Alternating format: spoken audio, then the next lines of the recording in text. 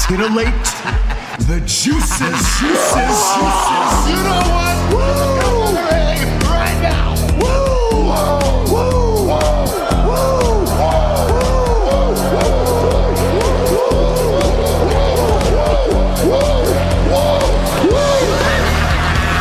Dr. Hughes invites followers. Oh, let's see if they increase now. Me too. Yeah, wow. Dr. Hughes.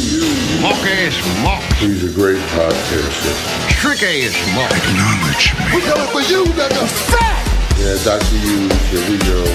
Keep plugging yourself, that's cool. First up,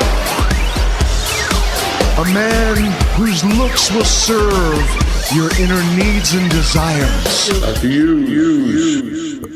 Oh, yes, we're here again. If you hear the popping and crackling, you're just going to have to deal with it. I heard some on the show last night. I didn't even listen to the show last night back, but I listened to the beginning. It was a little bit.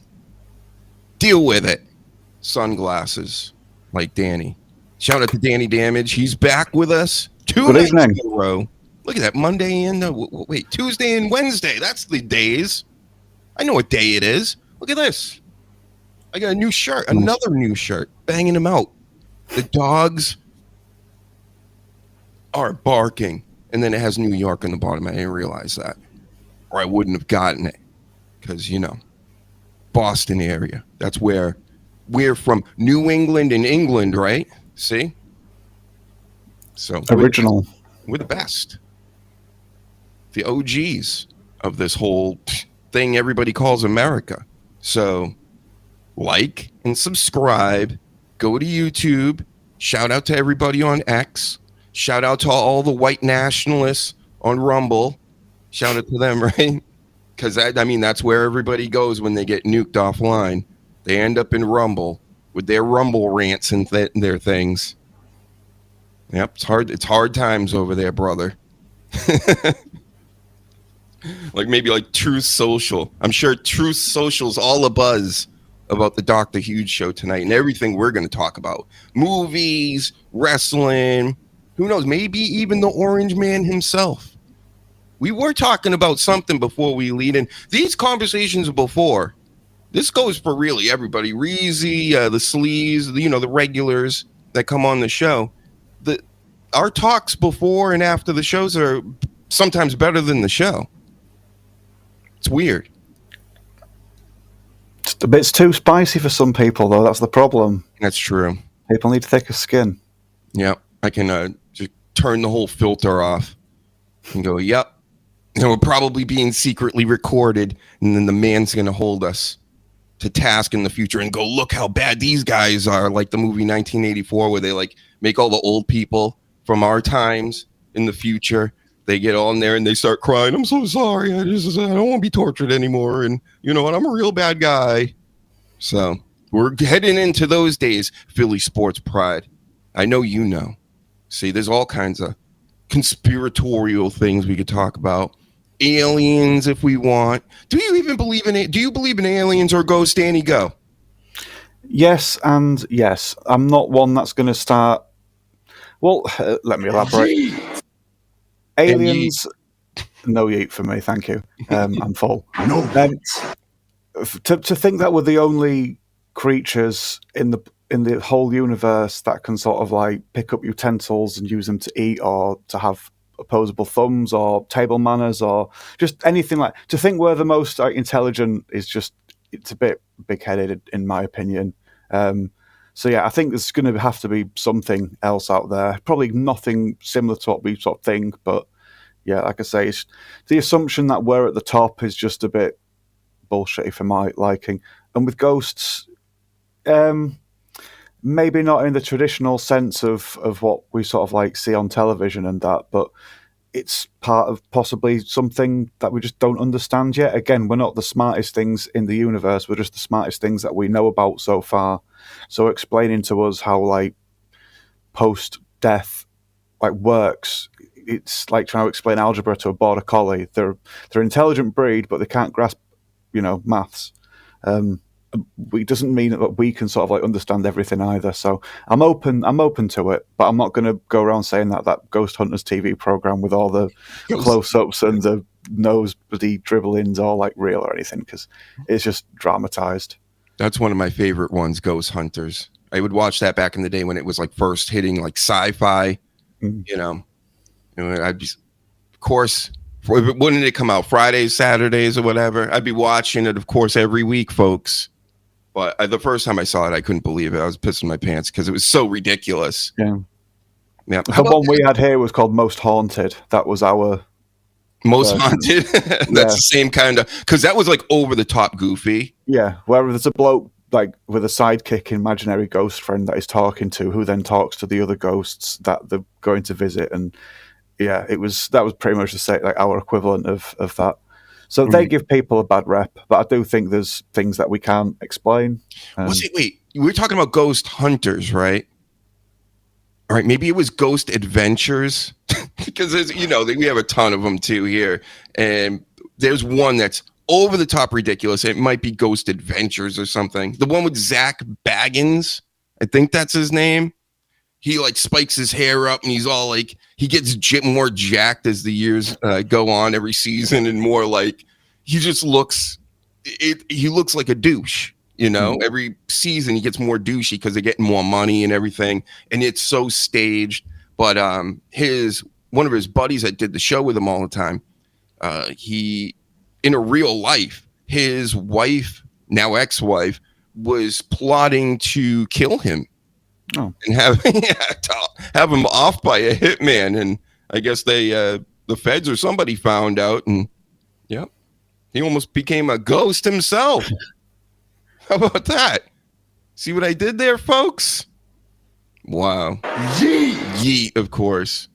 So, have you ever experienced ghost things, though? I have, actually, but it was when I was a child, and there was a group of us, so I don't know if we'd set each other off or if we did all see something, but there's where I live, nearby where I live, there's like an old manor, but they have its council sort of funded, so they let people go and look around and see the grounds. And one of the rooms was meant to be the room where a young girl was killed. That used to like be a lady of the manor, but then there was also a mill. We went into the mill, we went up small spiral staircase to the second floor. Everything was fine. We got to see just like an old-fashioned stone mill, down to the bottom of the stairs, and then as we got to the door to leave, we turned round to see the small spiral staircase where we had just come from, and there was a blue girl with a head in her hands, and like a group of us saw it. Did she scream this? Turn around and she just stared at us, and we all just stared back. Did she disappear or anything? Yes. Once the girl started to scream and get very sort of like uncomfortable with what we saw, sort of like people were looking back and forth, and then it had gone. And but it was a really strange place and just like a really weird feeling all like the entire trip. Because what they had is they apparently had her skull in the wall of the main building, but then years and years ago they kept taking the skull out of the wall, and then every time they did that, things started happening and things started getting like knocked over or set on fire and things. So it could have just been somebody messing around and just wanting to be like, yeah, look, we've got a little famous sort of like ghost story in our village now. But it's quite a common occurrence that you'll hear about with like old manors and things like that. Like someone's remains were kept on site, and every time they were disturbed and moved, trouble happened, and then once they were put back, everything was fine. But yeah, we went into the girl's bedroom, and it was just a really weird sort of like feeling in there. So we could have just, like I say, we were kids. We were like maybe 10, 11, so we could have all just been psyched up to see something. We could have all worked each other up. It could just be like a little mini bit of mass psychosis or something like that. I don't know, but we all said to each other we saw the same thing. Yeah. Hey, there's a lot of stories out there. They all can't be fake, I mean, everybody seems to have a story. I mean, you have a UFO story too, right? I've seen. Yeah.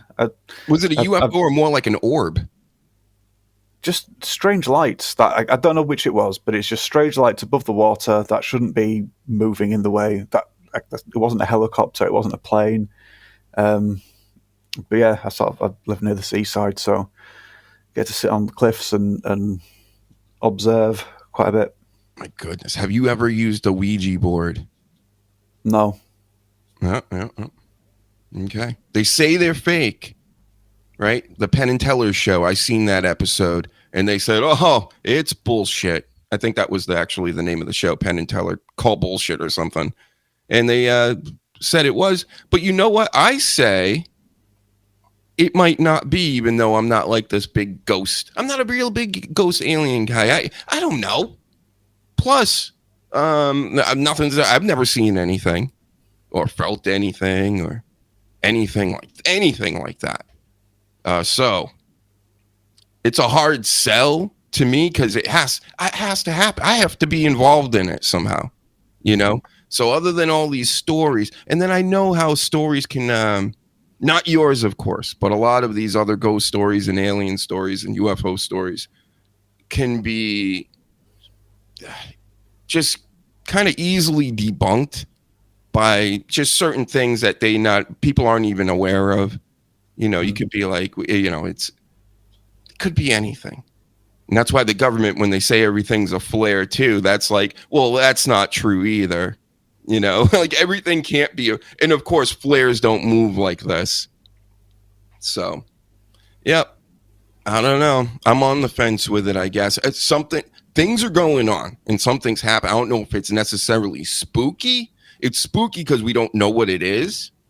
But I'm sure maybe 100, 1,000 years in the future, if people are still around in some shape or form, we're going to be like, oh, yeah, that's right. And I think AI is going to get us closer to that epiphany sooner than later. Like, the bottom line, I guess, is we got to figure out what this reality is.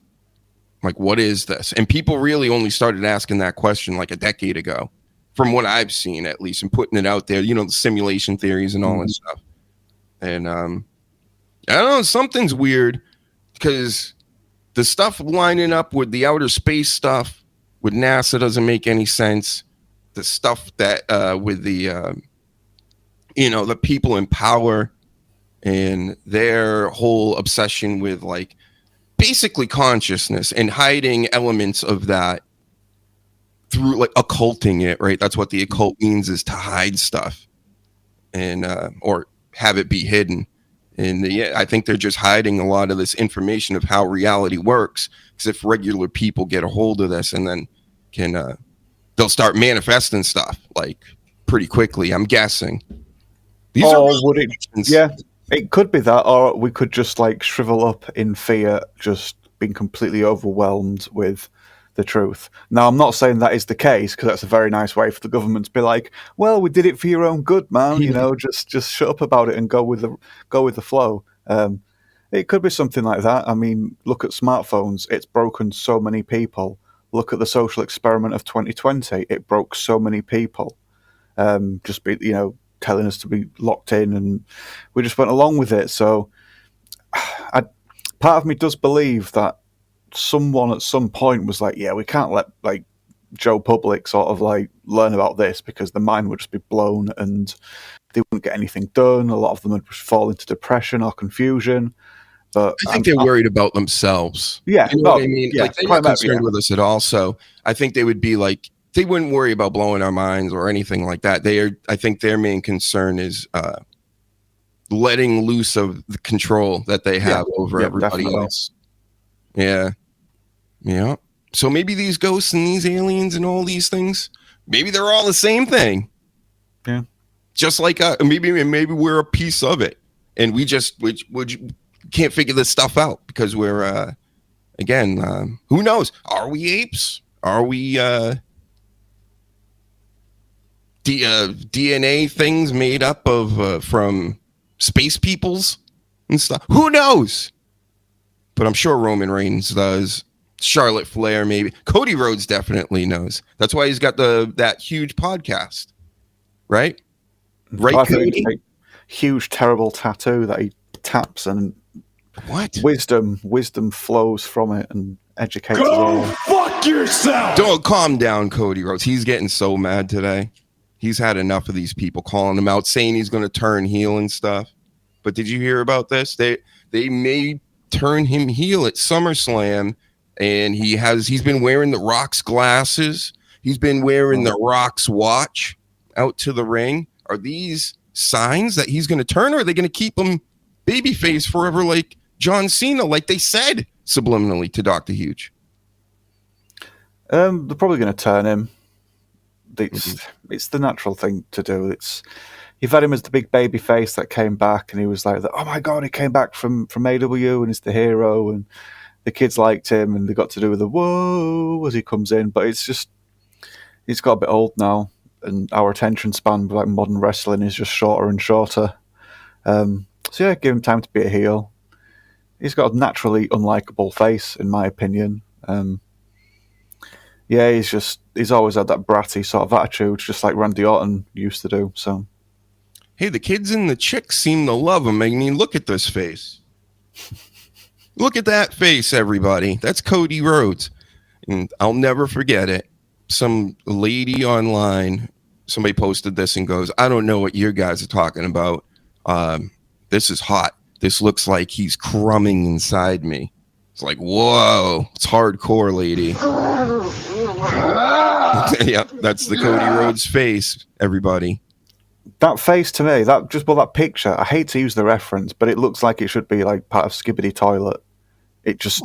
Oh, he pops out of the toilet, yeah. Yeah, it looks like it should be attached to a toilet with that sort of like meme or video or song or whatever you want to call it. But yeah, that's all I think when I say that. It's the shits. That's right, Bret Hart. It is. So yeah, I mean, I don't see them going with a long, Cena for 20 years, good guy and all this, because that, could you imagine having to deal with these awful promos and the whole buttoned up situation? And somebody had him in an S tier of people in wrestling in the ring. S tier? Cody Rhodes. Kids, cut it. I mean, I know it's pro wrestling and this is entertainment. You think these guys, Cody Rhodes is S tier in the ring? You out of your minds? You out of your undeveloped minds? Apparently you are. Because we're experts over here. We're old. And we've seen it all. And Cody Rhodes is, he's stiff, but not in the way that the wrestlers say. Like, he's stiff to me, like the way he moves. And does he have the dance down? Yep. But does it have like this, wow, this great rhythm to it and crazy athleticism? Nah. No. Yeah, he doesn't stand out in the ring. No. He's not terrible, like you say, and he knows what he's doing, but he doesn't wow people in that sort of way, I don't think. Go fuck yourself! Right. It's the truth. This is how we analyze. Same thing with LA Knight. I love LA Knight. And who was the other guy we were talking about the other night that wrestles like LA Knight? Joe Hendry. Joe Hendry, yep. Yeah. All these guys are kind of the same to me as far as in the ring. Nobody's going to wow you. I mean, let's stick Randy Orton in that class. He may look the best and look the most athletic. But yeah, those matches go right in with the other one. They're very standard wrestling matches.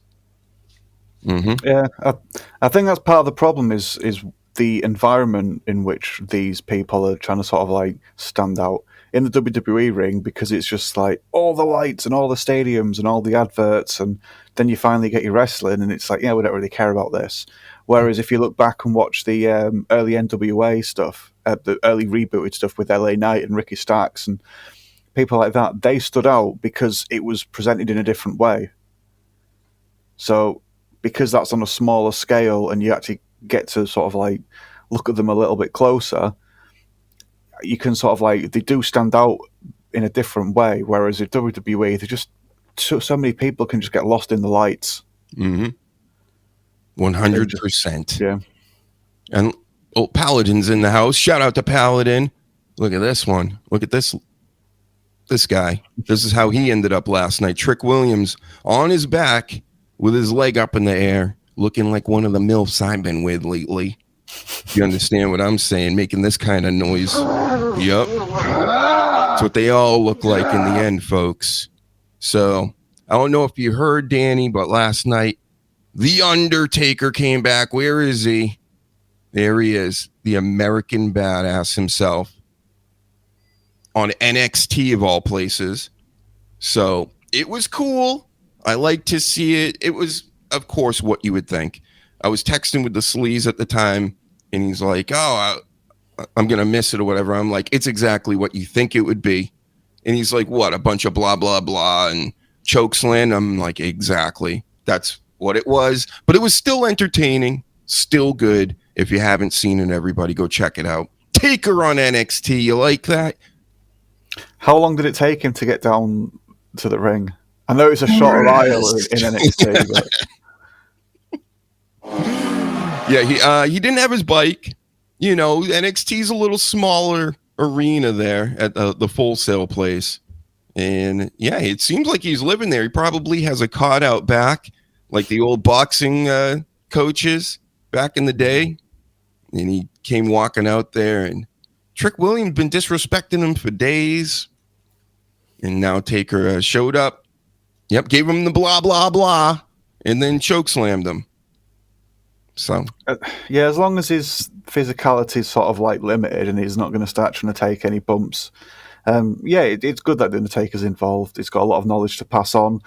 Like a lot of wrestlers that have been in the business for as long as he has, it's a difficult thing to give up. And if you can't get in the ring and do the big moves and get thrown around, but you still need that attention and that pop from the crowd to sort of like get the adrenaline going and enjoy your job, then yeah, it is nice for him to find something, I guess. But just as long as he's not going to injure himself or make it too much about him, which I don't think he will. He'll maybe be a bit modest and enjoy the teaching role, but we'll see. I mean, he's taken over at LFG with his wife. He's all up in their business creatively now, which seems to be good. NXT's been good lately. I don't know if he's doing anything on the main roster. Probably not.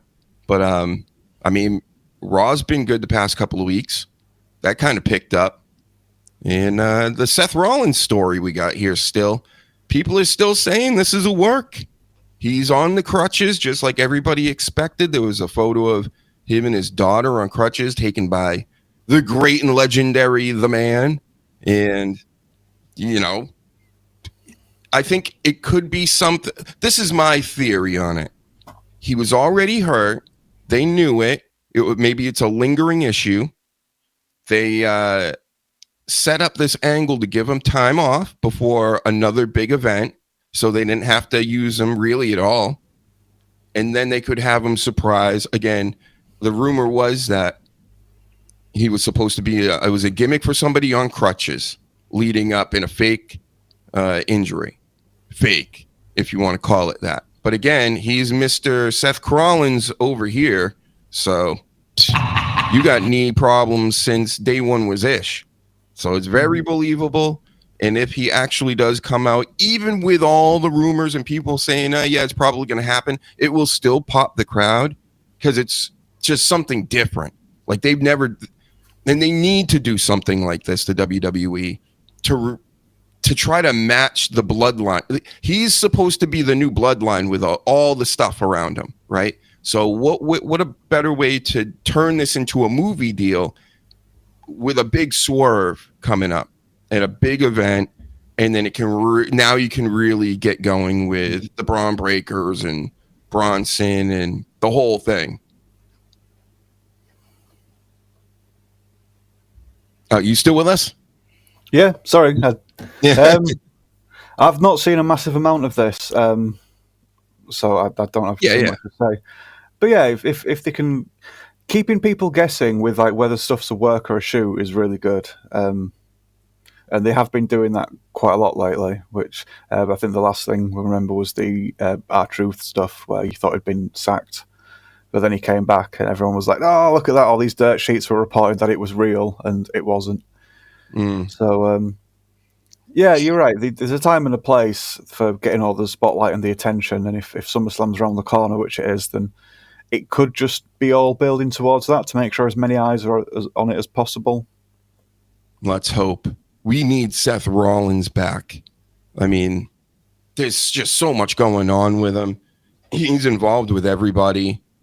I mean, CM Punk and Gunther I'll check it out, of course, but I'm not like super pumped for that. I still want CM Punk and Rollins to finish their stuff. And I know they've wrestled before, but this is like a long-standing feud that's going to be going on for some time. And I was hoping CM Punk, if he did get over on Gunther, that Rollins would be there. And who knows, maybe he still will. He'll still show up on crutches. Imagine he wins it on crutches. He's good enough to pin him, right? Yeah. You think Gunther's going to drop the belt to Punk? I'm thinking that was the storyline in the build up to this, because he was supposed to go over on LA Knight, and that seems true to me since how they've treated LA Knight after that match. He went into that gauntlet match and lost to Braun Breaker after Braun Breaker already beat like a guy or two. So that didn't make him look strong to me. And Rollins he was going to come in and he was going to steal it. SummerSlam. That's what he does. And then he laughs. That's like his main gimmick. He did it back in the day. He's got the briefcase again now. They might as well use it. Keep having these guys carry a briefcase for a year is the complete shits. Never ever do that. It's the shits. Terrible. Yeah, it was all right for people that didn't have a gimmick before, or for just like newer people that didn't know what to do with themselves, but they knew but management knew that they wanted something to happen with them. But now it's just an expected thing every year, and then you do the women's tribute act version of it. It's just, oh yeah, this is just you selling shit on the Shop Zone website, isn't it? Just another prop to buy. Here's another story. So Drew McIntyre, who I tried to get on the show, he's too busy for the Dr. Hughes show, but he'll go on in Paul's show. I'm Paul's show. Drew McIntyre, how dare you? And then they're going to act all cringe in front of you and in front of the audience. That guy, Mike, his co-host on this in Paul's show, he is the worst. It's the shits. So McIntyre starts talking. He cuts this clip. It's online. I can't even put it on. The YouTube police will come pick me up. But, he's talking his shit or whatever on the podcast. And then this Mike guy goes, he's like, he's almost as good as talking as we are. And Logan's like, yeah, man, he went to such and such school. You know, all his people prepped him on everything that Drew McIntyre does. And I'm just like cringed out to the max. I can't stand these guys. The couch podcasts, and they're just kissing his ass. He can talk almost as good as us. You guys stink. You're not even known for podcasts. The reason you have a podcast is because you're friends with Logan Paul. All right? You guys have always been bad. My good friend Red Bar always makes fun of you guys. Because you're some of the worst people. You got scams going on, NFT house scams and crypto scams. You're getting all involved in my wrestling. Triple H is allowing all this because it makes a lot of money, right? Where are you, Triple H? Get on my screen. You come here when I call for you. Triple H! Triple! Here he comes. There he is. Come on, Triple H. I know that's a nice watch and a nice wad of cash, but we don't need these guys in our wrestling. It's our wrestling, right? Does he even know who Eddie Guerrero is? Probably not. Probably not. He does his 5-star splash, right? Or frog splash, or whatever that move was. I'm an expert too. But he probably doesn't even know who he is. Oh, Logan Paul, I would fight you in a boxing ring too. And Jake Paul at the same time. Both of you. That was a great joke, Shane Gillis, with Sugar Ray Leonard. He's like, watch out, Sugar. Jake Paul's going to want to fight you in 10 years. He's already like 80 years old. You know what I mean? So, yep. I can't stand all these phonies, these Drake stands, like that generation. Like it reminds me of the same thing, like the Logan Paul, like YouTube kid come up people. Like, it remind me of the Drake people. It's all cringe. Everything, all this shit. Shit's been cringe for 13 years. I'm being nice too. 13, Yeah. about 13 years. Shit's been cringe for that long. So long that like we got 20-year-olds out here thinking like this stuff isn't cringe. It is.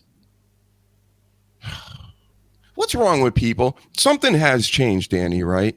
I know it's the phones. I know it was the whole that coof thing that locked everybody up for years. But like how else is this happening? Like people are really different and it's not in the good way.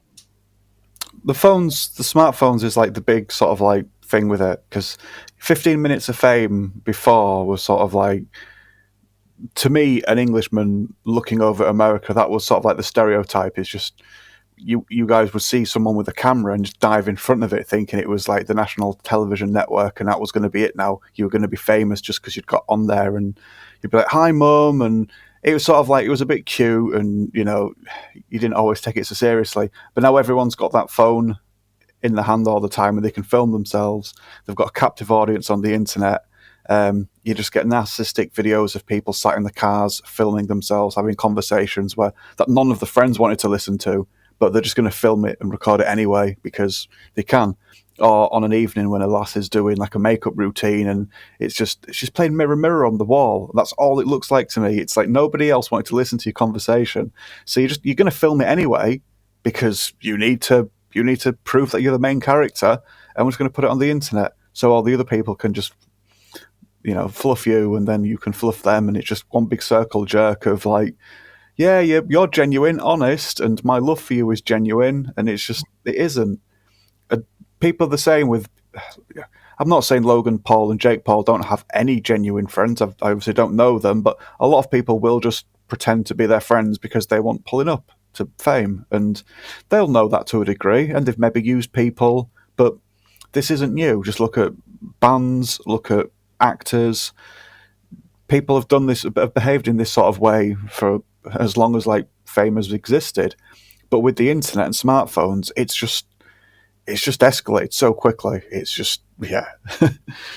How about this? Logan Paul, let's be friends. I'll tell you exactly what you need to hear.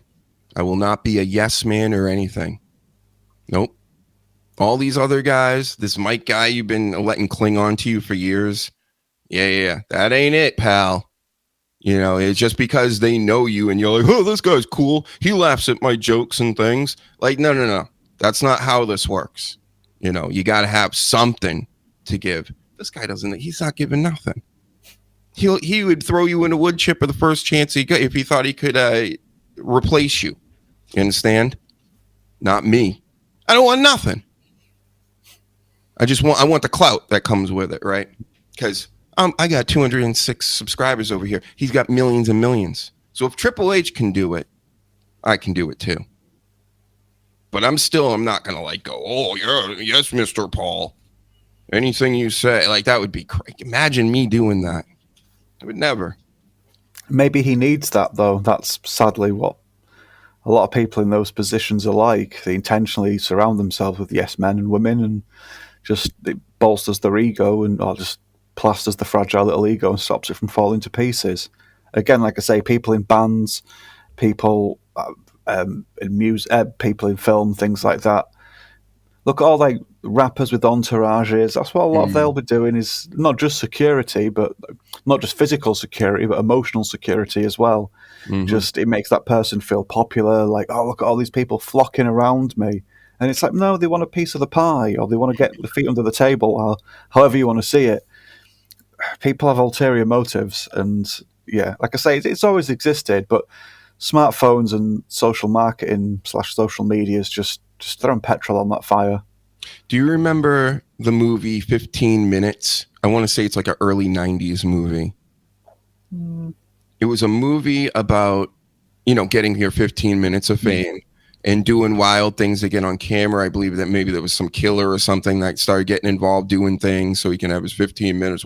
But it's just like that to the extreme. So now there were people like that in real life, and now everybody's like that to an extent. That's especially the kids. The kids are like nuts with it now. I had that kid last night trying to troll me. I feel like it's a kid. The account was made in 2009, so he can't be too young, right? Yeah. What do you make the account when you're 13, say, into that? So this person's, but that's again what I'm talking about. These kids in their like early 20s, a lot of them are like, "Ooh, nobody's home. The lights are on. Nobody's there."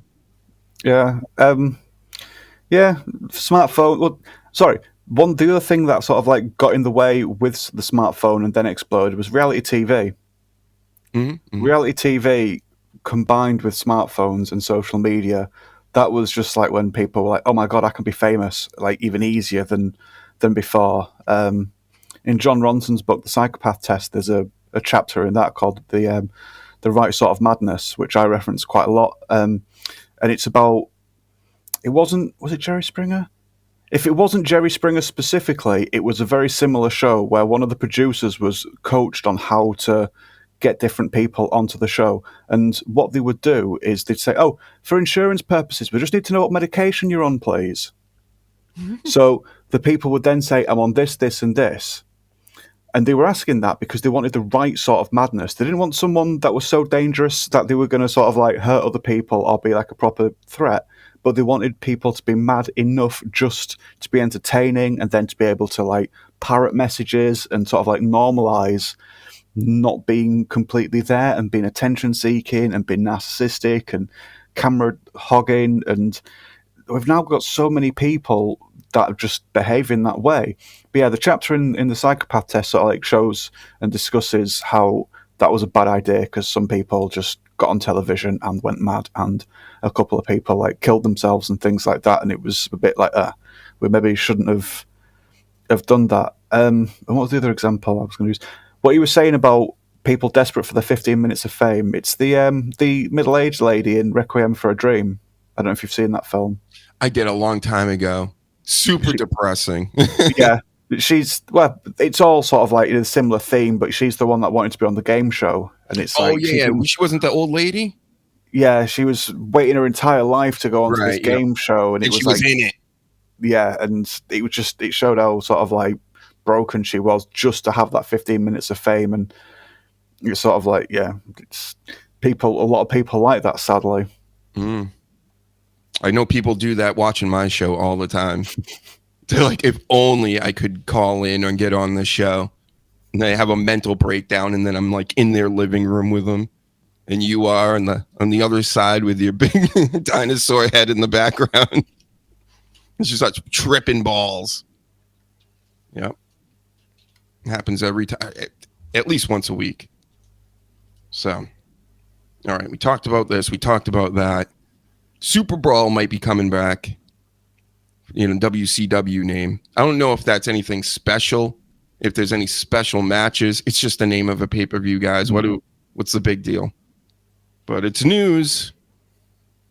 And how about this? This story we were talking about the other day with the OnlyFans. And Meltzer's out here talking about it. Where are you now, Meltzer? Now I got to go find Meltzer. Meltzer! Come here, boy. Where is he? Oh, I just had him on the screen, too. He's busy licking peanut butter off of something. Yep. There he is. Yeah. We got Meltzer back. He's way too big. But, yep, he was saying how this Elena Black, she was like, she's killing it on OnlyFans. And that was our reasoning last night. Like, why would she step away from wrestling if that wasn't working out? Apparently it is Mandy Rose style. And his take was, why go book these gigs for, $1,000 when you can like take a picture and probably make $1,000. So, yep. That's why she's stepping away, folks. Not mental health, more booty cheek spreading. That's my guess. Like money, like $5 bills flying out from the ass crack. And whenever you hear this kind of news, we start to hear this noise.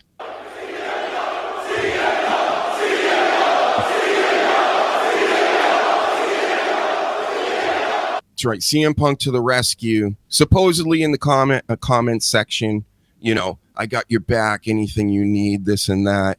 I got your back. Is that really good phrasing? Again, I don't believe anything on the internet. Maybe she didn't quit wrestling. Maybe that's just all made up. I'm thinking she did. I think that story's true, but I don't know about the CM Punk one. but somebody did report on it, so now I'm reporting on it. Take that, CM Punk. Yeah, and we talked about this yesterday too, but come on, CM Punk. It doesn't look good. I would be so mad if I was AJ Lee sitting home. It's one thing if there's a group of you at the airport and you see like some guys going and like hassling some of the female talent and not leaving them alone, and then you go and stand in between them and like, come on lads, bugger off, you've had your photograph or whatever. But when you're jumping into comments sections on the internet to play the White Knight, you're trying a bit hard in my opinion, and I think you're giving the game away a bit there. I don't want to sound like a cynic or a shit stirrer or anything like that, but maybe don't put yourself out there in that sort of a way because it makes you look a bit naughty. It's just the CM Punk is cringe to me, man. I don't know. I'm sorry. Whatever. Love you to have you on the show someday, right? All this stuff. But again, who gives a shit anymore? Nobody seems to want. None of these famous guys want to come on now. I'll get all the legends on, but CM Punk, he'd be like, "Oh, I'm not going to talk to these marks. They're my fan. They're fans of mine." And so I'd be like, "Oh, boxing ring, CM Punk any day. You and the Pauls all at the same time." So he doesn't seem like the sort that would actually enjoy coming on to something that people have very differing opinions to his. If he knew he was going to be filleted and just like propped up and cheered for like an hour or something, I'm sure he'd love that. But to have like proper serious conversations where someone's going to give him like some pushback, I don't think he's as fiery and thick-skinned as he thinks he is. Plus, it'd be dangerous. We'd end up in court or something with him on the podcast, like with Colt Cabana. So maybe someday we'll figure it out. Have your people call my people, Punk. Have AJ Lee call me. I'm sure she's free. So anyway, let's switch it up a little bit. Enough of this wrestling stuff. We got Superman to talk about. That just came out recently. Neither one of us have seen it. You're still no yeet on this? No yeet. Yeah, a big fat no yeet. Sorry. I'm yeet. Yeet. I heard he gets beat up for like 2 hours, but that kind of doesn't make sense. If you're Superman, you're supposed to be overpowered, and that's the reason why I don't really care for the character. But having him underpowered is worse, in my opinion. I don't need him to be maybe they're doing the babyface thing. They're having him get beat up so that he becomes superpowered in the future. Yeah, he's making a comeback. You can't have him winning all the time. You've got to have him getting beat down a little just so he's got somewhere to come back to. Otherwise, he's a bully. True. And then you got a Fantastic Four coming out this week. Are you excited for that one? No. No yeet on this one. No yeet. No. It's just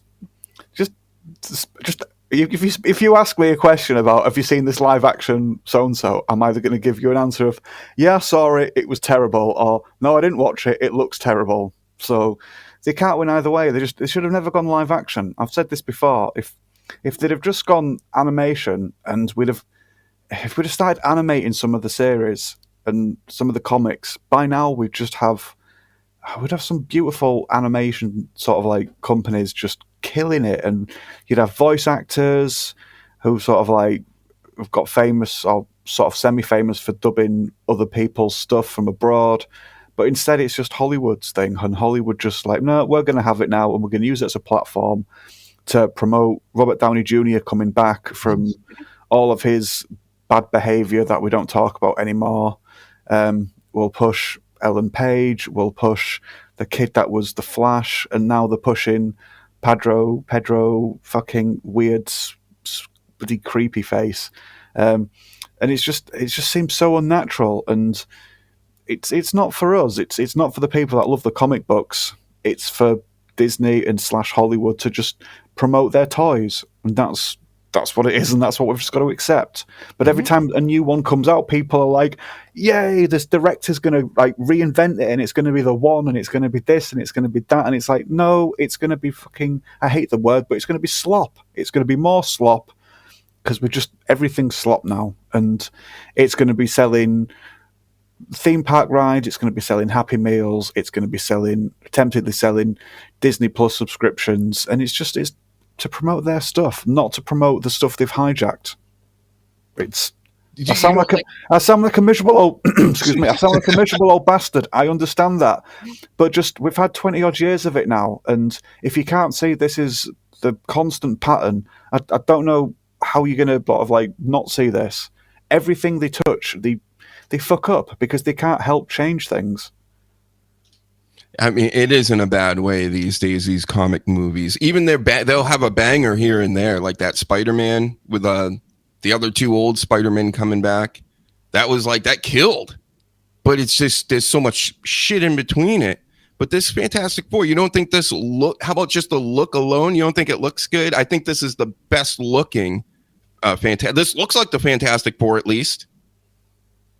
Yeah, the trailer was good, but when you've got all that money and all that material, who can't make a decent 90-second trailer? It's there shouldn't be an excuse for failing that sort of thing. The best, in my opinion, and this will make people think I don't know what I'm on about, but in my opinion, the best looking of the comic book films was that first Hulk film where they made it look like a comic book. All the transitions between the film itself might have been crap, and they might have picked an awful bit of story, but the way it was presented, with all the stories, with all the cells from the comic strip, and the transitions between scenes, to me, they've got this now. They've figured out who's coming to watch this stuff, because it's not too dissimilar from what they're used to seeing, or when someone's reading a comic, how they'll sort of perceive that in their head, just going from scene to scene. But then. That lasted for one film, and they just make. You had Hollywood. Blade 2 as well. You had the Blades, the first one at least, that kind of kicked it all off. To me, I remember when I first saw the trailer of the Blade movie and thinking to myself, about time, having these comic book properties. Even when I was a kid, I'd be like, why aren't there movies of this? Like, you can't figure out how to do any of this. This is before CGI and all this, but we could have Jurassic Park, but then you try to do like the Fantastic Four a couple years after that, and you can't even release it because it's so bad. Do you know? I get different productions and people behind these movies, but like this is the Marvel stuff was like a license to print money. Yeah. And I'm sitting there as a kid going, any day now, right? Especially imagine if they came out with this stuff in the 90s and not the 2000s. How much even more insanely big it would have been. Yeah. Star Wars is the same. I say that all the time. It should have literally been just a money printing machine. But somehow it isn't. Lord of the Rings, same thing. Amazon's bought that for however many billions, and they ain't making that. They haven't made that back yet. But they keep fucking it up. I think I sent you a snippet of it once, but there was a Japanese company, an anime company, did an X-Men series in 2011. That's beautiful. It's only about 8 episodes as well. But if they'd started doing sort of like things like that, I think it would have been much bigger. Spawn. I don't know if you've seen the live-action Spawn film, but there's a live-action one and an animated one. Mm-hmm. Which they made pretty similar times, I believe, in the 90s. And the animated one is so much better. Yeah, so much better. And they do try and sort of like keep it quite similar from what I remember, but it doesn't compare. The live action one's it just stands out in a bad way. Like, it doesn't look right, it doesn't feel right. It wasn't meant to be a live action thing. It was meant to be animated.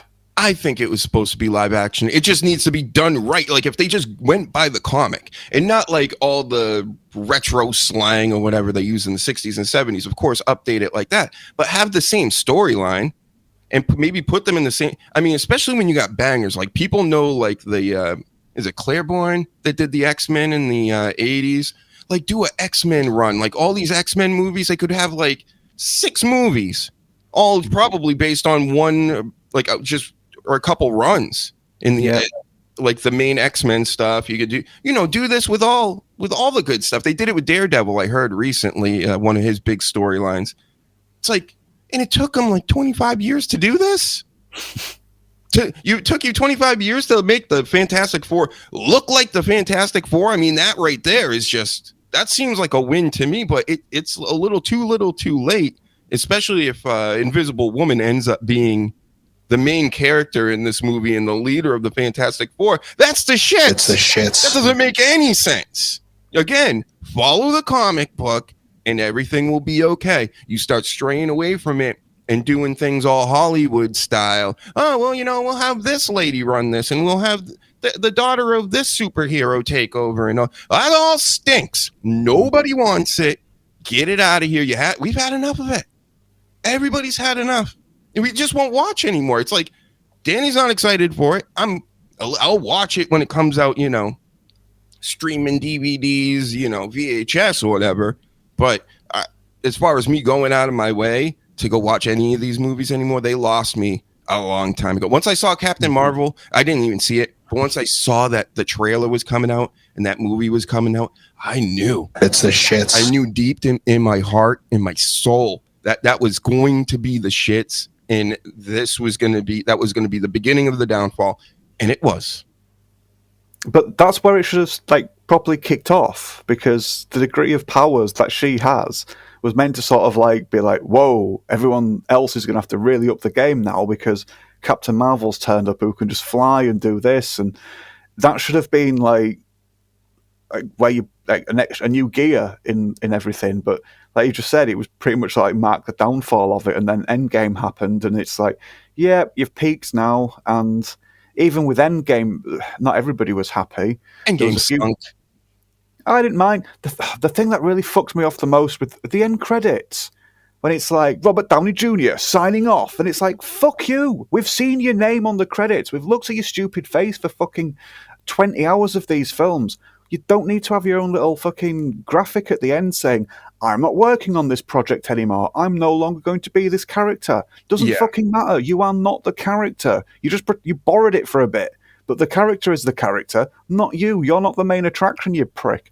And then they all did the same thing when they were leaving, and it's like Black Widow left as well, but then she had a film afterwards, and that didn't do very well because people are,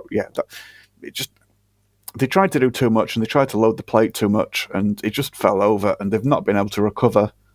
They screwed me because, during this whole Coof era and everybody getting back into collecting, I had already gotten back into it years before. So I was hitting my stride. And of course, I picked up anything. I had a few Kang related comics. And I picked up a few others. I didn't break the bank or anything, but I got prepared. I'm like, this Kang stuff is going to take off. I got it before the movies and everything. And then they fired Kang because a white lady was chasing him around the city. Right. Oh, and he did things supposedly. I don't know. Again, I'm not there. And then you keep speaking on Robert Downey Jr., who's sleeping in children's beds, high off of drugs years ago. He's Iron Man. He's allowed to stick around. What about Kang? Huh? Jonathan Majors, where are you? Could it be because you don't look right? Well, the kid that plays the Flash, he's fucking hell. He went on a right, but he's a right wrong un from what you can tell. It's just, but they still promote him, and they're like, this is who we've picked, and this is what we want to promote. So we're just going to keep pushing him and putting him in your bloody franchises. That, it just seems really obvious, just like AstroTurf, sort of fake, just installation. And it's the same with the guy that's in Fantastic Four. All the talk about this film seems to be about him and not so much the character. Then when they talk about the characters, they talk about I'm sorry, I froze then. Sorry, I didn't know if that cut me off. It's like they're going with the female leader of the Fantastic Four, and they're going with the female Silver Surfer, which, yes, was a thing once, very, very, very briefly, but they've just picked this one because it's diversity, and we need more female leaders and things. No, and it's don't. This is kid stuff. This is generally boy and man stuff. And, chicks, you think all the ladies out here are like, we can't wait for the Fantastic Four. No. And I know they keep trying to push and go, and you guys like this stuff, don't you? And the women generally no. I know there are some fans of it, of course, like anything, but no, this is primarily guy turf. Yeah. Sorry. And they didn't even need to change it anyway. Again, I'm not like a massive Fantastic Four fan or a Silver Surfer, just know little bits. But the Silver Surfer was used initially as like a critique on like the human race, because the Surfer would come and tell the Four, just be like, what are you guys doing with this planet, and how are you behaving like this? So he would already play that role and sort of like make people think about like, oh, are we the good guys? But they have to be like, no, it's that and my patriarchy. We have to stack both of those things. It's painful. There's a guy online. He takes all like the patriarchy clips like that, or the girl power stuff from Marvel, like the past 10 years or whatever, and just push it all together. And you just watch these clip after clip after clip, and it's just like it really when you see it all in at once, because it's just here they jab you with it.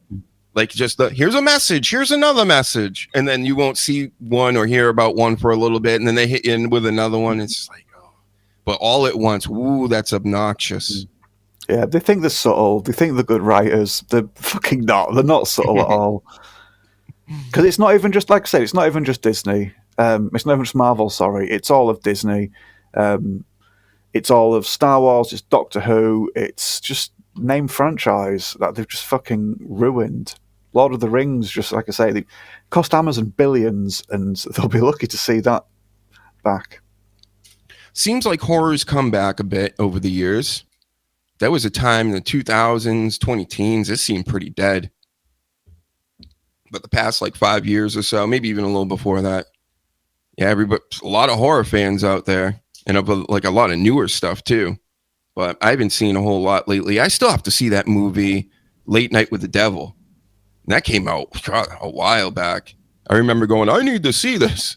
But it's like, again, it's on all these stupid streaming platforms. I got to find the right one. And then by the time I do that, I got to pay for it. And then I got to remember to end my subscription after I watch it. And it's just like, it's a whole thing. And then sometimes I don't remember. And then I'm like, wait, I'm paying for this now too. And I don't like the future, Danny. Somebody send me the DVD, Late Night with the Devil, right? VHS, please. Thank you. You know what I've been giving a try lately, and it's terrible. You know, I don't wish I wanted to like it. I knew it was going to be bad, and it's worse than I thought it was going to be. Twisted Metal on Peacock. Ooh, It's the shits. That show stinks. I'm halfway through it, so I'm finishing it. It's labeled as a comedy. I didn't even know that. I'm like, this is going to be like an action, goofy, whatever. But they really were like, nah, this is a comedy. I never laugh. I'm watching this. I don't laugh at anything. I'm fast forwarding things. There's a few goofy, like over the top things, like how like the bad guy cop in it, how he came to be. But yeah, it's so dumb. It's worse than what's that show on the Sci-Fi Channel? The Z show with the zombies. Z Nation. Right. It's like that, but even cornier. And man, you guys got another season coming out soon. That was the primary reason why I'm like, it must be decent at least if it's coming out with another season. Nope. It's a hard to watch. And they think they're funny on there, and they are not. So talking about other things that need writers. All of Hollywood needs writers, it looks like. Jeez. Yeah, they get fucking lazy. Yeah, there's very few things that come out that make me go, oh, I really want to watch that. There's a couple of things. Have you seen Stan Against Evil with John C. McGinley, who was Dr. Cox from Scrubs? I keep meaning to watch that. That's meant to be quite good. But he's like a retiring sheriff, and he's getting replaced by some peppy, bloody young lass. But then just as he leaves and she comes in, like zombies or the undead start coming into the town, and they have to like fight them off, and they have to team up together. But it's watch it. Yeah, Stan Against Evil. That's what it's called. But yeah, I think it's only like 2 or 3 seasons. I've been recommended that by a few friends. I know what you've been watching lately. King's Court, right? With Titus O'Neil, the dating show, reality show. I fucking hate reality TV. I hate reality TV. I hate watching people watching reality TV and commentating on it. It's so good. It's just so fucking bad kids. it's good. Like this No. King's Court, it's not good, by the way. I scrubbed through it and I watched it because, of course, he's in wrestling. Titus World Slide, everybody. He's on a dating show with two other men. Carlos Boozer, a basketball player from over here, a well-known, good player as well. And then Tyson Beckford, a supermodel from like the 90s. And all these guys are like in their 50s, about mid-50s, and all the women are in their 30s, early 30s, late 30s. And yeah, it's just them basically macking it to these chicks. And things happen, right? But this first episode, nothing happened. And they're showing you down the line is when the women will start getting catty and that whole thing. But yeah, I love the sleaze take. The sleaze's take on Titus O'Neil. It's like, what does he do? He doesn't even do anything, you know?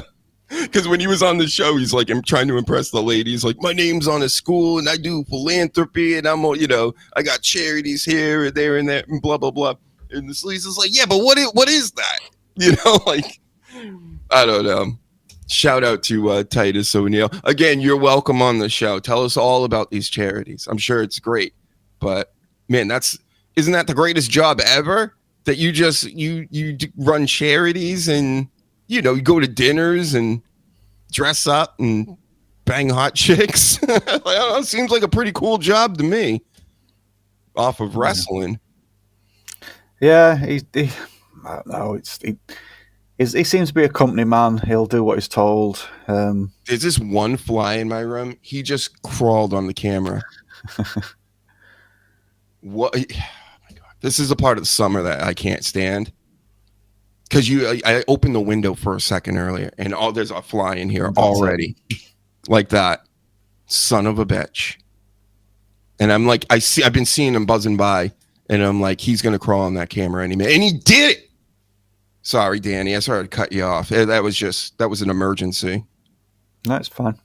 Yeah, Titus is a good lad, isn't he? He does as he's told. He's a company man.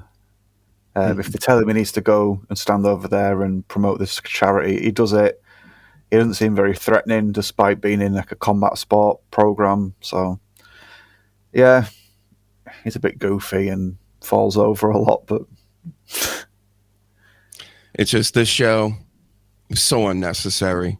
It's just like they make so many shows on these streaming platforms. It's like they just throw anything together, right? I mean, WWE's going to sign Impulsive when the Dr. Huge show is right here. Come on, Triple H. Give me some of that money so I can get this fly tape. buy some fly spray. Buy that the can of fly spray. But you know what's going to happen if I start swinging at this thing, because I almost started to like just get it out of here in the middle of the show. And you know I'm going to slap the camera off. I'm going to fuck everything up over here like the guy in Breaking Bad in his lab. So I got to restrain myself. Where is everybody tonight? It's Wednesday night, everybody. Are you guys all watching AEW or something? Because I didn't reach the retweets again. I asked for 20 again. 10 is too low. I'm not doing 10. 20, I think we got 5 or 6. Yeah. How about that? Take that, AEW. I'm not watching. Maybe I'll do this all night. My God. Is it on yet? Has it already started? Technically. You know how these shows work. They give you the first 5 minutes is like a review and vignettes and remember when this happened last week, and then they, fireworks and AEW is a little different. Sometimes you hear the announcers and they go, here's wrestling, and then 2 guys are wrestling and you're like, oh, about what? Yeah, they're already doing backflips before you've even seen them. Yep, you join an AEW show and all of a sudden you just see Ambrose getting stabbed in the head with forks. It's the first act. They go, and here comes Ambrose to get stabbed in the head with forks. And he sprays all over the crowd and everybody screams. And then Edge goes into everybody's nightmares up in the top row where they fell asleep in the crowd. And he starts killing them in their sleep and throwing them off the nosebleeds if they exist at an AEW crowd. Right? They can't. Because nobody goes to the shows. Get it, Danny? Yeah. I don't know. I'm running out of stuff, though. I'm running out of steam. Well, I mean, look at that. Just, Moxley puts you to sleep, and then, Edge goes into your dreams and slowly kills you, finishes you off. I'm surprised you haven't had like a bring your own fork night for like the audience in AW, or That's right. bring your own illegal weapon, like foreign object. They should have Moxley, like one of the wrestlers that's fighting Moxley every week. They bring him around the front row and they hand out a bunch of metal forks to everybody, and they can all take a couple stabs at his face on top of his head, make him bleed even more. I'll give some to the kids, like little forks, like little baby forks. But it's got to go somewhere. I mean, the last thing I saw Moxley doing was, I'm guessing it was the Texas Death Match with Paige, where he was getting hanged and he was like finally I got the footage. Out. You want to see the footage? Here it is.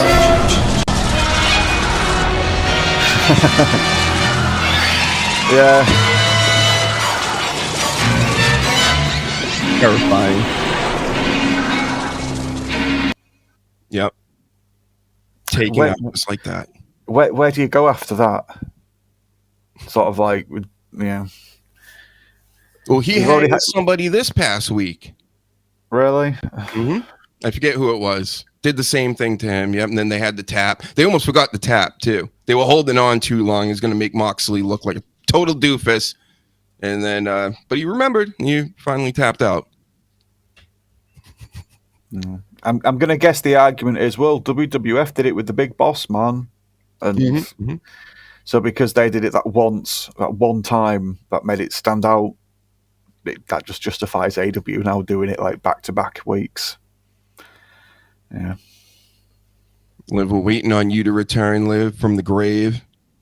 Shout out to you, Liv Morgan. Shout out to who we got to shout out some more people. Theo Huxtable. Rest in peace. Liv Morgan. Rest in peace. And Ozzy Osbourne. Rest in peace.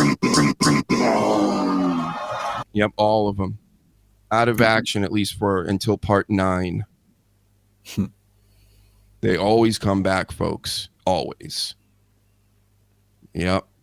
How long have they said Morgan's out for? You know what? I don't know. Not that I'm like massively looking forward to her coming back or anything, but she's on the screen, so I'll make conversation. Yeah. I'm going to say tomorrow. Come back tomorrow, Lev. I'm a doctor. I know these things. I know everything. Let's check some more things on the screen here. Hold on. Back to the screen, I said. Thank you. The American Badass here. So that happened. How about this? You'll like this. This was something that was cool. What? There's Tony. Oh, we can watch Tony. We can watch this video and comment on it. Oh, what is... Hold on. Let me make this big. That's what she said. He must... Dynamite. We're here in Chicago. Yeah, go ahead. He must know what he looks like. Like how he comes across. Look at him. He looks like someone from Jim Henson's fucking workshop. He looks like a nice man. That's what I say. It looks like his mum didn't have much time to fucking dress him this morning. So mean. Look at him. Look at the state of him, for Christ. Chicago's one of the home cities of AEW, one of the first AEW shows ever here. AEW All Out was here. That was before we even started doing Wednesday Night Dynamite. Now we've done over 300 episodes of Wednesday Night. All right, so now he's just spitting facts, right? We did this, we did that. There's the number. Here's another number. Dynamite. And we are back in the Windy City, Chicago tonight. We're about 6 hours away, just under 6 hours away from Dynamite kicking off. We're here in Chicago, Illinois. I'm at my home. It's my family's home. It's one of the great things about being in Chicago. You want to say something about this? No. I'll keep him going. We talk about the art of professional wrestling, but the real art is art. And I'm here in front of Renoir's portrait of Pierre Renoir in a sailor suit. You may have seen More than your house, folks. the print of this. You may have seen the photo online at various points. This is the original portrait. My father's a great art collector. My parents collect art, and my sister and I were lucky to grow up around some of the greatest art. And being here in Chicago, I just wanted to show you my home before I head off to work. This is the original Renoir, and of course, this is Chicago, Illinois. This is my home. And taking a walk here. Oh my God, it's not ended. Oh, this thing goes on. This is alive. This is not a video. This is alive. 7 minutes. Hold on. I got him. Nice got him, one. folks. Victory. Hold on. I would show him, but he's stuck to something.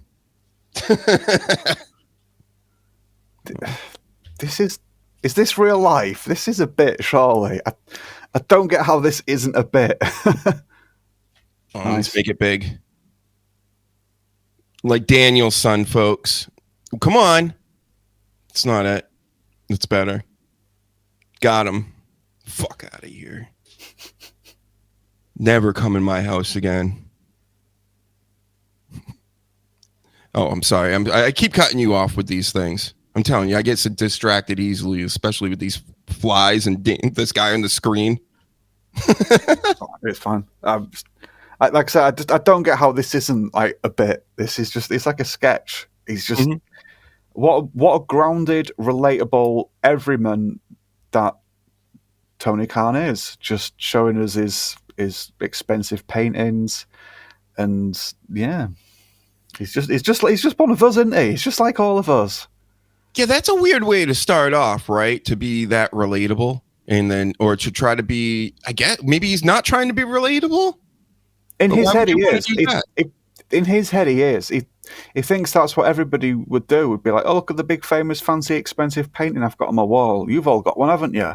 And it's like, no, man, I got a signature of someone at an airport that I've like put in a plastic wrapper and stuck on the wall. That's what I've got. I've got a figure up there that I bought from Jim Cornette with Jim Cornette's signature on, even though he fucking blocks me. But you know, that's what I've got. I don't have a big fancy painting that's worth however much because my parents are art collectors. A great spot to talk, heading to my father's office. That's a house. That's a house. I thought that looks like an office building almost, like a fancy hotel or something. He's in the hallway right now. Holy shit. Yeah, he's flexing. This is all a flex, right? Yeah. It is. But he thinks he's charming with it. He doesn't realize how he comes off with it. It's just, look at my toys. What toys have you got? Oh, yeah. I just seen people in this chat too, or in the comments. There was no way to chat on this, which I found weird as well. But in the comments, people were just like, "Can I have some money?" On. And this is Marc Chagall. This is a Marc Chagall portrait, an original Marc Chagall. A lot of great Marc Chagall paintings involve the sun, and here's the sun. Champions of AEW will both be fighting tonight. Hangman Page taking on Wheeler Yuta, and a man who was bloody Yuta. Great stars in Athena. 8 p.m. here in Chicago, 8 p.m. Eastern. You get on the day of the show. I think they do very, very well. Of course, we've got some big stuff we've already announced, but I'm going to be making more match announcements throughout the day. I won't have this kind of decor, although I will be in another beautiful historic place in Chicago. In minutes from now, I'll be at the Aragon Ballroom. It's a venue that's almost 100 years old, I believe, after my... But less, and if you're watching this at night, the show might be on now. By the way. So don't miss Wednesday Night Dynamite tonight. Making match announcements at the dinner table. Even if you don't watch wrestling, hopefully you enjoyed seeing some of the world's beautiful art and Central Time Zone.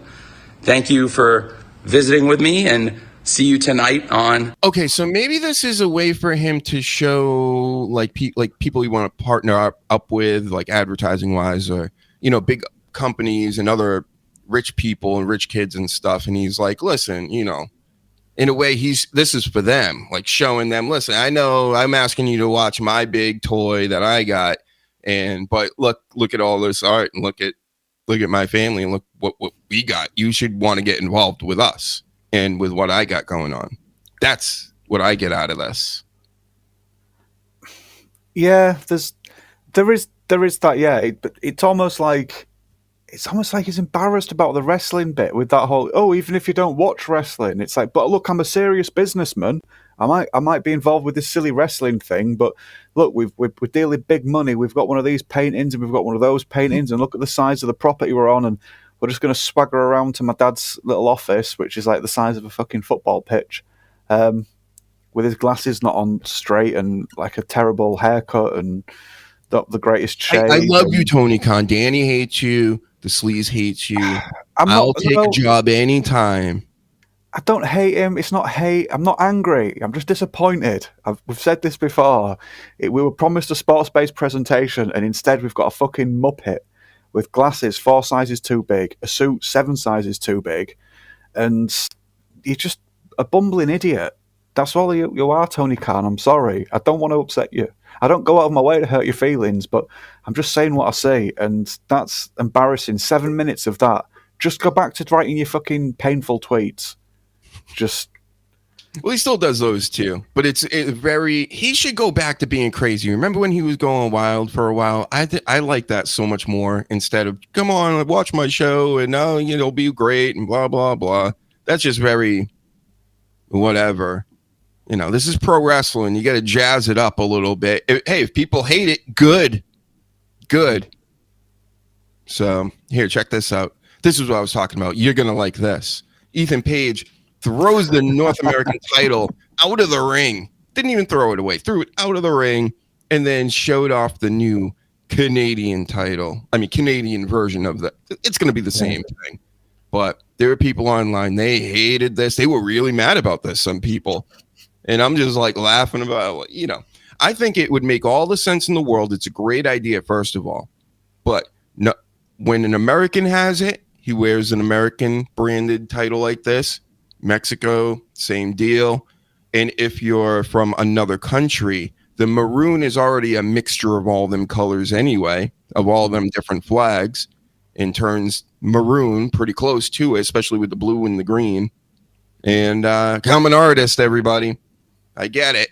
And give them the regular North American title with maybe some side plates of what. No side plates. This is a North American title. So if you're not from one of these 3 countries, you get the maroon belt, which is kind of the shits. But hey, it's classic. What do you think of that idea? And what do you think of this whole gimmick? He's killing it right now. Yeah, no, I like Ethan Page. I've liked him since I saw him in TNA a few years ago during the social experiment of 2020. Him and Josh, what's his face, were a really good tag team. I forgot Alexander. Alex, that's the one, yeah. Yep. They worked together really well, and it was just a nice chalk and cheese tag team. Like Alexander would just be in there, like grinding the fuck out of people, while Page was on the ring apron, just mocking the crowd and just winding people up. And they did work really well. Yeah, Page knows how to aggravate people. He's really good at that. So, yeah, the North American title is that maroony thing. Yeah, it looks. Yeah, I don't think it looks very nice. Not a great looking belt. I mean, it's okay. It's different, right? And people definitely different. And again, you can still keep it around in the way I'm pitching this, but definitely, I mean, since most of the people are probably going to be American holding this belt, you're going to have some Latinos, I'm sure, and a bunch of Canadians that are over here wrestling, that it'll always be very colorful, at least at times. But, here, I got another video. Did you see this one? I'm sure the whole world saw this. This is one of the most important guys in all of wrestling. And I can play this video, YouTube. You can't stop me. His mouth, running his mouth. Yep. Talking about a whole bunch of stuff that he just don't understand, I told myself, man, we can keep doing this. We can just keep going out. We can brawl every single week. But these boys think they're the future. And the only way to really become the future and become who you think you are by capturing the moment. All right, this stinks already. I didn't hear this. I seen this the other day, and I'm like, I don't need this. You know, it's Roman Reigns talking shit is really not.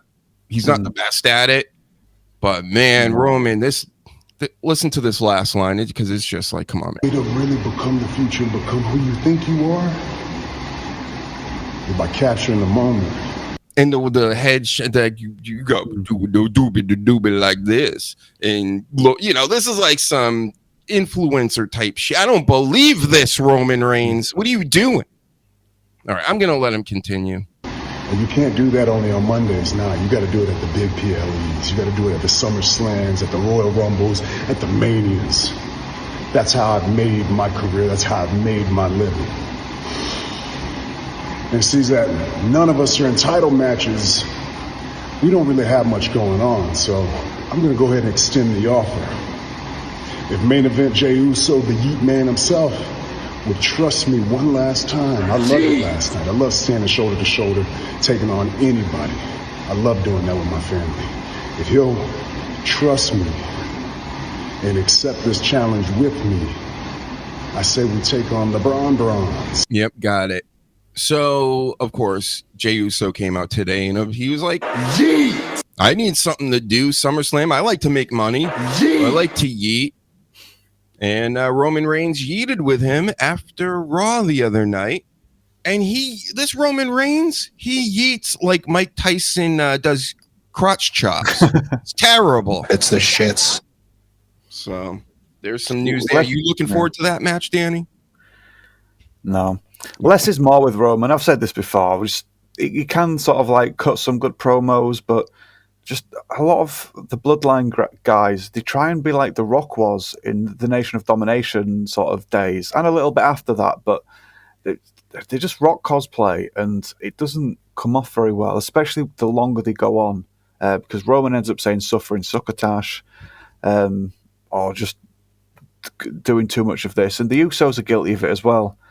They've tried to like ham it up, and is it Jimmy or Jay? I'm sure it's Jay. Jay does the Rock's spitting in the hand, and Jay does it a lot. He did it twice the other night. Yeah, it's just do your own thing, guys. Have you ever heard of this? What's her name? Trisha Paytas. Who the hell is Trisha Paytas?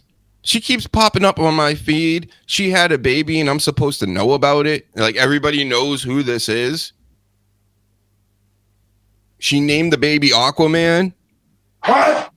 That's all I got for you. That's all I know about her. People seem to know who she is, and she had a baby, and it's named Someone Aquaman. named the baby Aquaman. Yeah. Really? Yep. You gotta love people, man. These days, especially, there's some of the best. Again, everything's changed recently. Feels like we're in a whole nother dimension. Have you heard that trend of Gen Z people that just stare? I didn't know nothing about this. Well, yeah, it's just... Is it made up? But people say it's real. Oh. It's the... Who is it? It's just... There's one of the GIFs that people use is the Justin Timberlake just like blank stare where it just like the camera pulls out and it just slowly goes. And that's all it is. It's just a vacant expression, but they're just trying to like repackage it of like, oh, this generation's got their sort of like iconic look because they're blank faced because they don't want to engage with you or whatever. And yeah, some of them do it, but I know plenty that don't. And yeah. Again, that's just adding to the weirdness. Like just seeing people, especially the Gen Z or some of them, be like, no. This is because we don't want to deal with we deem highs and goodbyes and pleasantries and everything else is old fashioned and we don't do that. And it's like, so you're just going to look at each other like a bunch of fucking, like we are in 1984 again, like that book is like predicting so much stuff, like these lifeless husks of human beings out here. It's like, is anything going on in there? Hello. Yeah.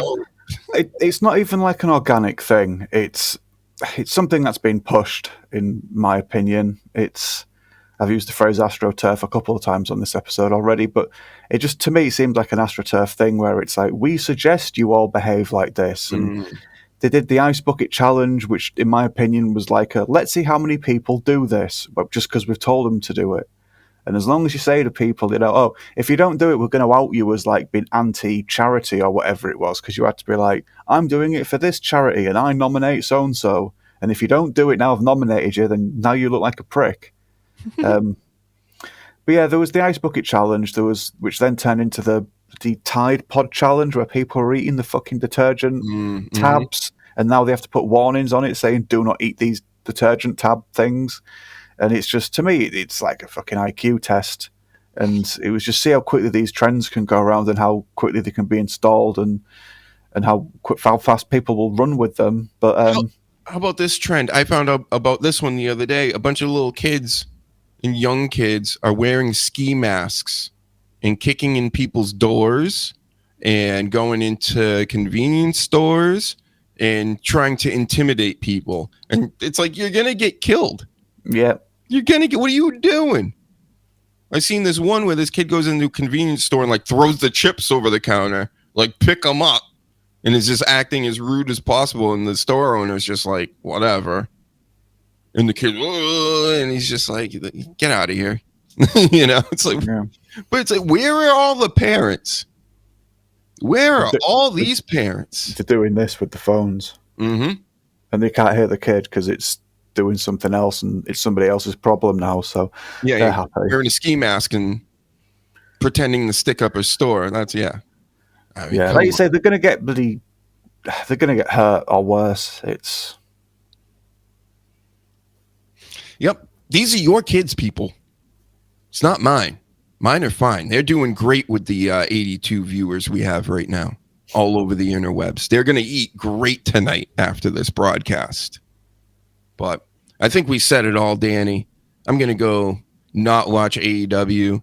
And if you want to, hey, everybody, if you don't follow me on Twitch, get following me on Twitch. I'm going to stream more on there. Just individual games. TikTok won't even let me stream games. It won't let me stream the show anymore either. Again, that's cool. But I mean, they won't even let me get on there stream a game. It's like, I can't play 7 Days to Die. It's too scary. I can't play Tekken. They kick people in the face. I can't play, what do I get to play? Like Fall Guys? Some kid game or something? Is that all I get to play? Anyway. More you need to get a bikini and a paddling pole and a hose pipe, and that's what Twitch like, apparently. I can't. TikTok, the amount of times they've been suspending me and for nothing. Well, one, they say it's misinformation the first time. This time they didn't even they didn't send me an alert or anything. They just stopped it. And I'm like, so I can't appeal this? There's no way to appeal that. They didn't even send me a thing that I was suspended. I just can't. When I try to go on my restream with it, they're like, nope. Try again tomorrow. And then I try again tomorrow. And then I do that whole thing I did for the past 4 or 5 months. But yeah, TikTok. And then they'll go, your misinformation. And then I'll be watching all these videos about the most misinformed shit you'll ever see in your life. I mean, obvious scams, obvious lies. Everybody in the comments section even calls it out. But I'm misinformation. Got it. Talking about wrestling mainly. Crazy. Yeah, well, we've said before, if you can lie about stuff as long as it's a lie they want to sort of like push. But if you tell the truth about something they want you to be quiet about, then they'll silence you, they'll get rid of you, and they'll just find a way to do it. Yep. Like this lie. I'm not gay no more. I'm not. Promise. I'm not gay. Okay. All right. I think that does it. And we are coming back. We will be here Saturday like we are every Saturday, 3 p.m. EST, normal people time. You all know that time, wherever you're from. Danny knows that time. The people on the West Coast of America know that time. It's New York time, right? Big dog. The big dogs bark in New York, apparently. That's what it says in my shirt. Braun Breaker shirt. Now I'm officially cool with everybody. They're all going to subscribe. They're all going to watch and click the link here. And, tell them where to find you, Danny. DannyDamage.co.uk, @BluntDamage on Twitter. Yeah, come and say to me, "Did you see that live action version of so and so?" And I will say either, "Yeah, it was crap," or "No, I didn't. It looked crap, so I didn't bother watching it." And that's pretty much the answer you're going to get with all of them. Oh, well, even Deadpool. Which one? Actually, just yeah. I'm just going to say yes. You didn't like it? Oh, you didn't see it? Didn't see it. It just looked shit. It didn't. It's just yeah. I'm sorry, just Ryan Reynolds. You're not as cute as you think you are. I'm afraid. I don't mean like sexually cute. I mean, I'm not gay no more. Okay, yeah, not anymore, Danny. No more. I meant personality wise. Right. But, yeah. I have a theory that Ryan Reynolds has stolen all of Jason Lee's gigs. You look at every role that Ryan Reynolds has done since the third Blade film, and in my opinion, Jason Lee would have done those roles just as good, if not better. But then, just because it's Burt Reynolds' kid, Jason Lee gets nudged aside. They're both very similar actors. They both do very similar roles. Wow. Jason Lee just has not really done much in all this time. And he was on the rise when he did My Name is Earl. That was sort of like quite a big thing. And I thought, he's breaking through into like the mainstream. And he did Alvin and the Chipmunks. And I think that was it for like... Did you know Ryan Reynolds started off as a Jim Carrey impersonator? No, I didn't know that, actually. He's got a whole weird ass backstory where that's like how his career, like he got into Hollywood, and he was, like you said, he's related to famous people, right? And he super rich people, so he always had money anyway. And it's almost like he adopts people's personalities or something in a weird, crazy way. Go look it up. There's like some kind of documentary on YouTube. I seen it in passing one time, and I watched some of it, and I'm like, this is kind of crazy.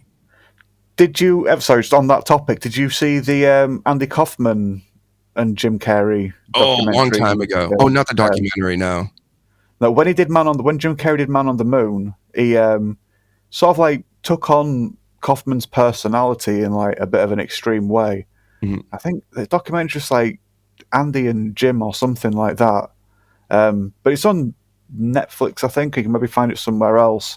But yeah, it's just quite interesting how like Jim Carrey like properly threw himself into the role, where he even sort of like had Kaufman's parents like convinced that Kaufman's soul was like in Carrey for a bit. It was it's weird, but just it sort of like shows how actors just throw themselves away and just completely embrace pretending to be someone else like full time, not just while the camera's rolling. Like that guy? Yeah. Or this guy? No, he's the American badass now, guys. The Undertaker retired. He went back to Death Valley or wherever to settle down with his wife, Sarah. That Sarah tattoo. Oh, yeah. Yeah. Oh, the badass. He's got Michelle McCool. So he's all set. All right. We did it, guys. Again, 2 days in a row.